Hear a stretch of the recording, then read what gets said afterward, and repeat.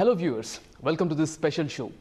We have with us the Economic Affairs Secretary Mr. Shaktikanta to speak about the upcoming budget to be presented by the Finance Minister Arun Jaitley. Hello sir, thank you for your time sir. So we are talking about the budget, a crucial phase. Everyone is actually looking towards it. But how is that, what exactly is the budget process? How is it going to be this time sir? Now first I would like to say a big namaskar to all your viewers. Now coming to your specific question, you see the budget process is a long run process. Sometime in the middle of September, a detailed circular is issued to all the ministries about the process to be followed. Then in the month of November and partly in December, the Department of Expenditure holds meetings with various ministries and government agencies about their expenditure requirements in the current year and the requirements in the next year, and that is worked out. Then parallelly sometime in the let's say in the beginning of January or so, the Revenue Department starts making its forecast of revenue for the current year and for the next year. We need the current year details for the revised estimates in the budget, and we need the figures for the next year for the next year's budget. So in the budget, as you know, there are revised estimates which relate to current year, what is going to be the final figure, and we have the budget estimates which are for the next year. So then when expenditure and revenue proposals, they sort of converge, then again in the middle of January, Finance Minister starts holding consultation with various stakeholders and ministries and others. So a lot of suggestions and proposals come.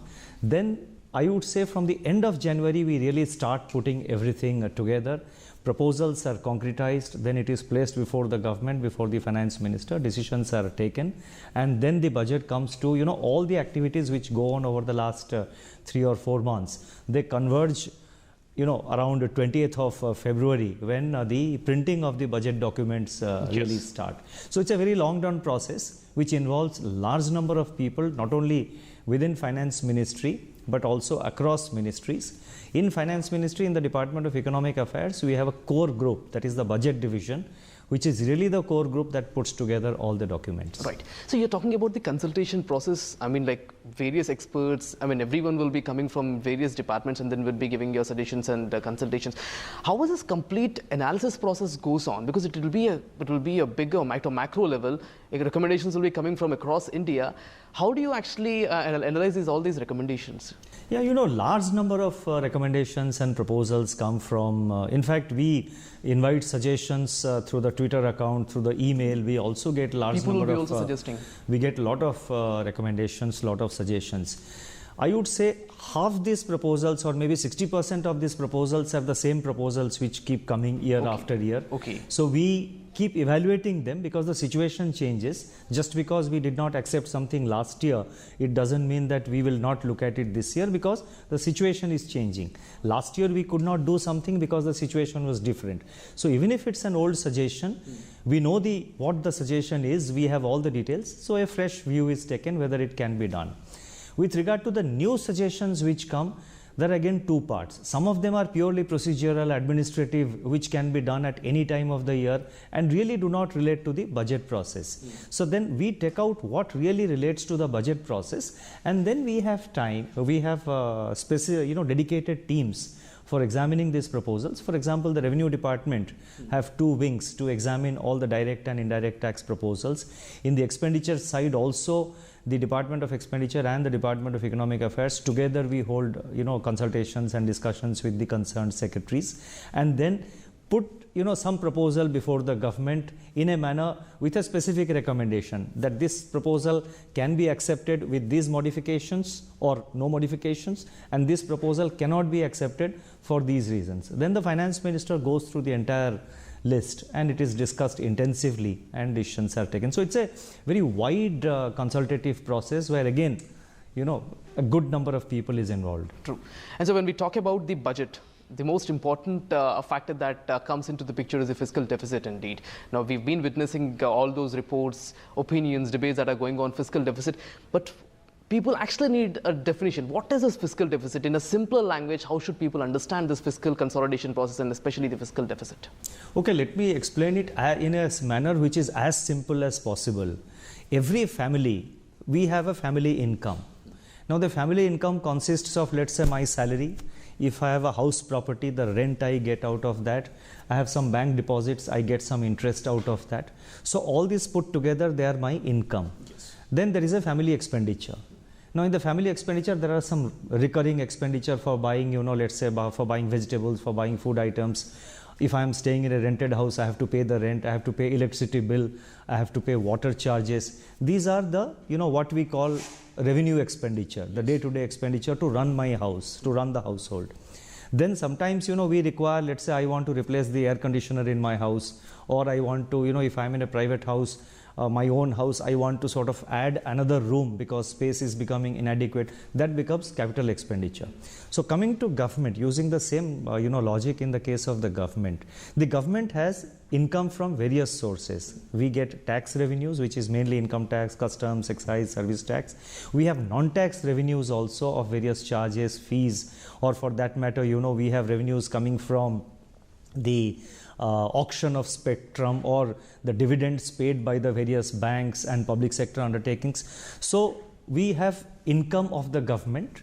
Then we have expenditure, which is revenue expenditure and capital expenditure. Revenue expenditure is day-to-day expenditure, salaries and other things. Capital expenditure is something which goes into building of really, some real assets, some construction activities, some irrigation project, or investment in a new, new factory or something like that, or let us say giving some capital into to capitalize our public sector banks. So you have the income, you have the expenditure, including both revenue and capital. Now the difference between the two, usually our expenditures are more than the income. Yes. So let us say my income is 10, government's income is 10, and if government is spending 12, then fiscal deficit is 2. Now from where you get that 2? You get that 2 from the market by borrowing from the market. Okay. And we borrow from, and the government borrows it from the market, and the investors are the banks, the financial institutions. So government borrows that. There's nothing wrong in borrowing, because if you have a certain base income, you can always afford to borrow. In my house also, in your house or my house, or in, for example, in many of our viewers' houses, people do take loans to buy a, you want to buy a refrigerator or you want to buy a television during Diwali. I mean, there are offers which are given by banks and by shops. So we also take a loan, because I have the capability to repay. What is important is how much I should borrow so that I am able to repay. So in that context, fiscal deficit becomes important. So therefore, just to recapitulate, fiscal deficit is the difference between your income and expenditure. Expenditure is more. So therefore, that difference is the fiscal deficit. I have to finance that deficit by borrowing from the market, and I must borrow only that much which I can repay. So therefore, fiscal deficit becomes very important.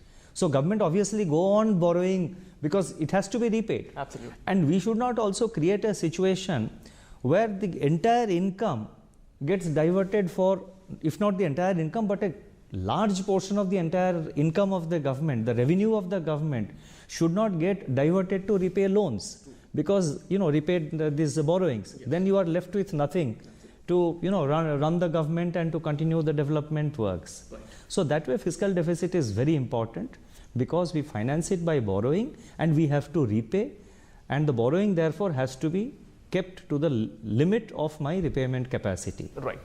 So and then currently I just want how finance ministry and the officials are actually looking at this debate that's going on. Should the fiscal deficit be cut down, or and then finance ministry and the government should go for higher spending, to enhance the growth factor.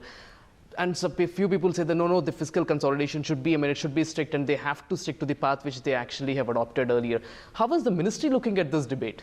You see, as I explained to you, expenditures are important because government has to implement development schemes. Government has to see that the development works and the growth arises because of government expenditure. At the same time, as I mentioned, what is important is my borrowing capability. Yes. So therefore, what is very important is that you have to find a balance. The balance has to be found between your expenditure requirements, what are the critical components where you need to spend money, and on the other hand, how much I can borrow so that I am able to repay. So based on that, there are two schools of thought. There are people who say that you should not worry about borrowing. You should just spending is something on which you must give entire focus and not worry about the fiscal deficit. There is another school of thought which says that you should be maintaining fiscal deficit very tightly, otherwise repayment capacity is affected. Now I think the truth generally lies somewhere in the middle, and usually government does a very balancing act, because government is in a position to know what is important for how much of expenditure it can afford and how much of borrowing it can afford. So therefore a balance is found. I am sure your next question will be with regard to next year's fiscal deficit, which I will not be able to reply in terms of the approach of the government, because that's a part of the budget process. Well, absolutely. The process would be answering my question in the coming days. And moving on, sir, we are witnessing a sort of slowdown across the globe. I mean, this is a sort of a crisis situation going on across the globe, but still, India is looking as a bright spot, and many believe at the international level as well that India would be the driver of the global growth engine. How are you looking at the prospects of Indian economic growth in the coming days? See, as you rightly pointed out, the world economy today is experiencing the kind of volatility and uncertainty which we never saw earlier. Yes. There was a time when we used to say that what is going to happen next week in Europe or in some part of the world, we do not know. But today we have come to a position where we do not know what's going to happen the very next day in which part of the world. Yes. Unexpectedly, markets are some European markets or external markets, the stock markets or other markets are crashing. Suddenly you find that a particular currency is depreciating. Yes. Now we live in a global village, so therefore whatever happens in any part of the world affects us, because India over the last several years is getting increasingly globalized. So therefore there is uncertainty, there is volatility all around. I think amidst all these problems, amidst when we are in a sea that is in turbulence, I think India is remaining afloat, and not only remaining afloat. This year, as the statisticians, as the Central Statistics Organization has already given out, we are expecting a growth of 7.6%, yes, which can be considered as very good, given the circumstances. We were used to about 8 or 9% growth earlier, but given the kind of problem which the world is encountering, I think a 7.6% growth is very, very significant, and the government is committed to see that we not only maintain this growth, but we improve our growth figures. So, and finally, I'll be covering two questions. We have certain challenges as well, say it from the agriculture point of view, or the manufacturing growth, or the private investments point of view. Having said that, what are the key challenges from the budget backdrop, if we look at that, and what exactly should people be looking forward from this budget? What the people will be looking forward from the budget, I think they will know on the 29th of February at 11 a.m. when the finance minister presents his budget. So, because budget has a certain secrecy around it, because there's it has to be presented first to the Lok Sabha. But having said that, I must mention that government is aware of what are the key challenges which is facing our economy, and the various sectors and the key challenges obviously will be addressed in the budget. The government's endeavor will be to address each and every challenge. Of course, people have their own expectation. Every individual or every group of people have their own expectations out of the budget. The effort of the government is to try and see, given the fiscal constraints and given the other parameters within which government has to function, it's the effort of the government always to present a budget which is which is growth oriented and which maintains the momentum of growth and tries to develop on it. Right. So I must say that you've certainly thrown some light on most important aspects related to the budget. Thank you very much for giving Thank you. Time, sir. Thanks a lot. So that is Economic Affairs Secretary Mr. Shaktikanta Das.